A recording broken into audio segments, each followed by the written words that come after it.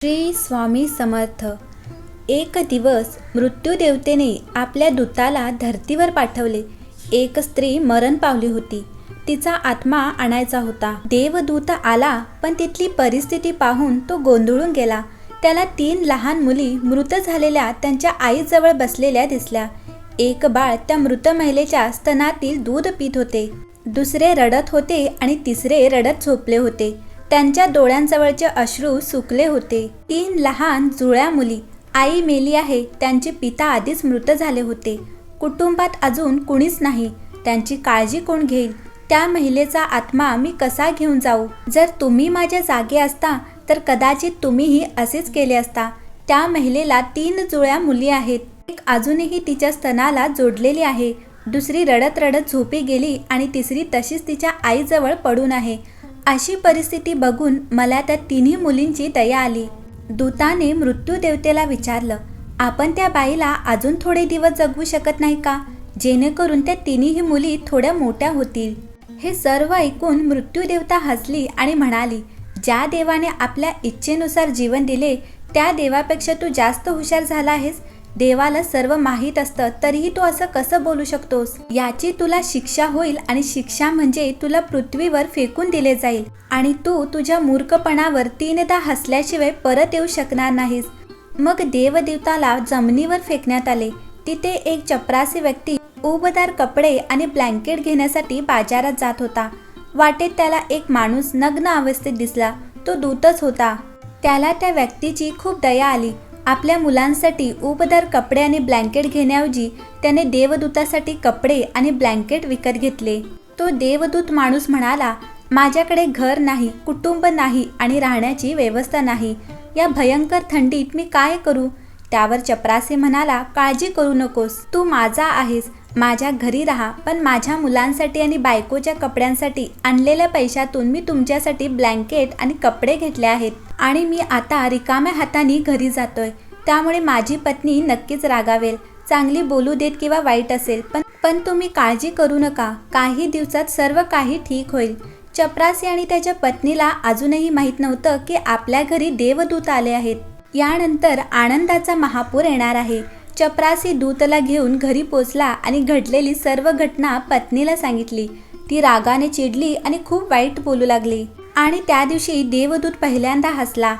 तेव्हा मोचीने देवदूताला विचारले, तुला हसायला काय झालंय? तेव्हा देवदूत म्हणाला, जेव्हा मी 3 वेळा हसीन तेव्हा तुम्हाला सांगेन. देवदूत येताच घरात सुखाची 1000 दारे उघडणार होती, पण त्यात मोचीचाही दोष नव्हता. त्याला वाईट वाटत होतं, पण त्याला फक्त मुलांचे कपडे आणि ब्लँकेट्स गेलेले दिसत होते.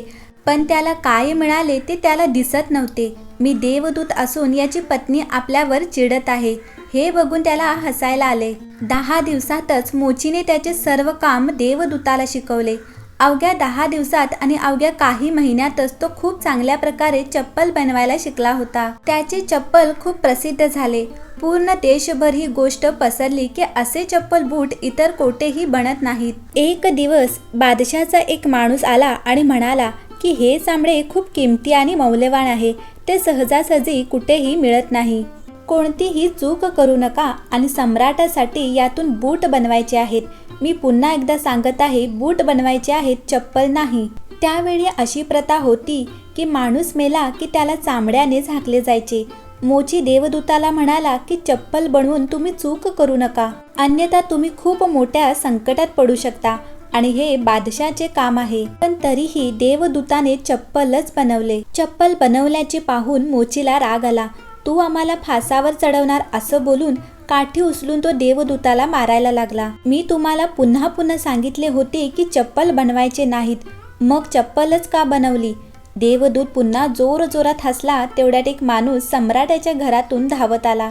तो म्हणाला, बूट बनवू नका, चप्पल बनवा, कारण सम्राट मरण पावला आहे. भविष्य अज्ञात आहे हे त्याच्याशिवाय कोणालाच माहीत नाही आणि माणूस भूतकाळाच्या आधारे निर्णय घेतो.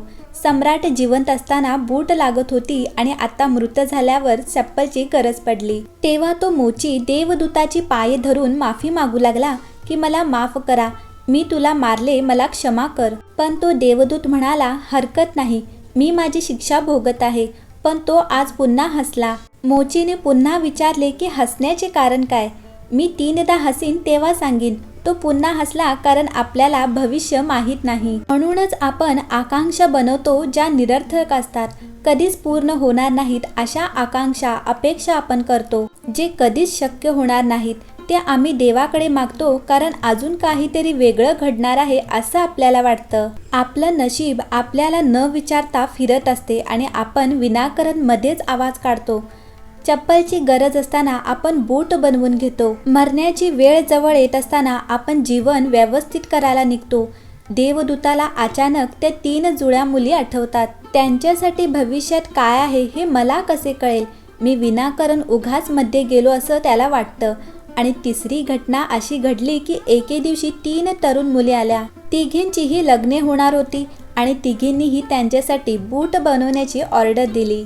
तसेच त्यांच्यासोबत एक वृद्ध स्त्री आली जी खूप श्रीमंत होती.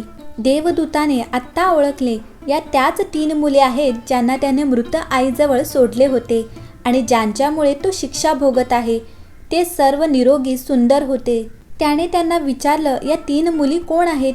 ती वृद्ध बाई म्हणाली, या माझ्या शेजारच्या बाईच्या मुली आहेत. ती गरीब स्त्री होती. इतकी आजारी होती की शेवटी तिच्या अंगात दूध नव्हते. तसेच त्यांची परिस्थितीही इतकी गरिबीची होती. पैसे, कपडे काहीच नव्हतं. फक्त 3 जुळ्या मुली होत्या. त्यांना दूध पाजत असतानाच तिचा मृत्यू झाला. पण मला या 3 चिमुकल्या मुलींची दया आली.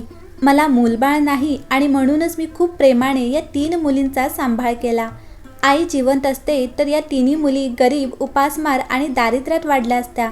आई मरण पावली म्हणून या 3 मुली मोठ्या संपत्ती आणि समृद्धीत वाढल्या. आणि आता या तिघी त्या वृद्ध महिलेच्या सर्व मालमत्तेचे मालक आहेत आणि त्यांची लग्न सम्राटाच्या कुटुंबात होत आहेत. देवदूत तिसऱ्यांदा पुन्हा हसला आणि त्याने मोचीला सांगितले की ही 3 कारणे आहेत माझ्या हसण्याची. चूक माझीच होती. नियती महान आहे. आपण जेवढे पाहू शकतो तेवढेच आपण पाहतो आणि जे पाहू शकत नाही त्यांचा विस्तार खूप महान आहे. आणि आपण काय पाहू शकतो यावरून आपण कोणताही अंदाज बांधू शकत नाही. मी माझ्या मूर्खपणावर 3दा हसलो. आता माझी शिक्षा संपली आहे आणि आता मी जातो असं तो मोचीला बोलून निघतो. देव जे काही करतो ते चांगल्यासाठीच करतो. भक्तांनो, आपल्याला आजच्या कहाणीतून हे शिकायला मिळतं की आज घडलेल्या घटनांवरून आपण हे ठरवू शकत नाही की भविष्यातही आपल्यासाठी चांगले आहे की वाईट. याचे उत्तर भविष्याच्या गर्भातच दडलेले आहे. त्यामुळे प्रत्येक चांगल्या किंवा वाईट घटनेचा प्रतिक्रिया देणे व्यर्थ आहे. आपल्याला फक्त जे होतं आहे त्याची साक्षी बनण्याचा प्रयत्न करायचा आहे. गौतम बुद्ध नेहमी त्यांच्या शिकवण्यात एकच सांगतात, भूतकाळाचा कधीही खेद करू नका आणि भविष्याची चिंता करू नका. आज आणि या क्षणात जगा आणि त्यांच्याशी एक व्हा. हाच एकमेव मार्ग आहे सर्व चिंतातून मुक्त होण्यासाठी. मंडळी, आजची कहाणी इथेच संपत आहे. तुम्हाला आजची कहाणी आवडली असल्यास कमेंट बॉक्समध्ये नक्की कळवा. भिवू नकोस, मी तुझ्या सदैव पाठीशी आहे. श्री स्वामी समर्थ.